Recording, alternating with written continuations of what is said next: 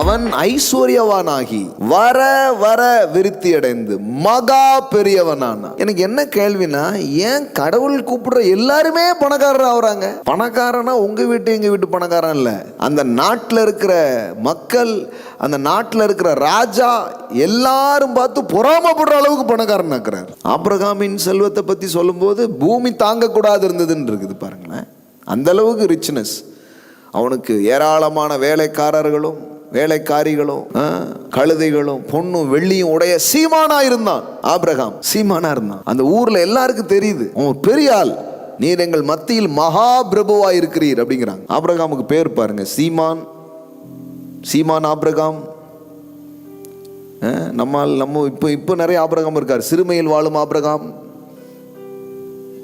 பேர் மட்டும்தான் ஆபிரகாமா இருக்கு.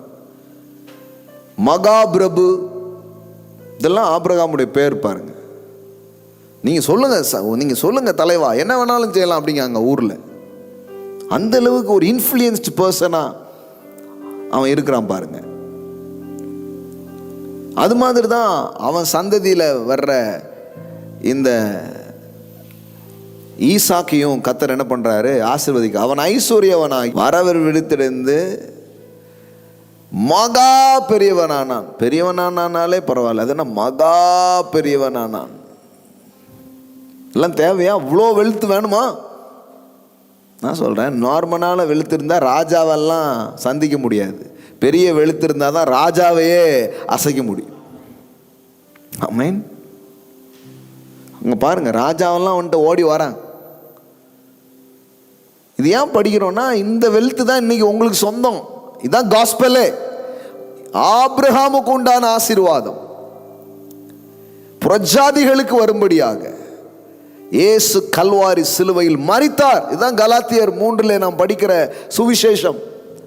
மரத்திலே தூக்கப்பட்ட எவனும் சபிக்கப்பட்டவன் என்று எழுதியிருக்கிறபடி கிறிஸ்து நமக்காக சாபமாகி நியாய பிரமாணங்களின் சாபங்களுக்கு நம்மை நீங்களாக்கி மீட்டு கொண்டார்.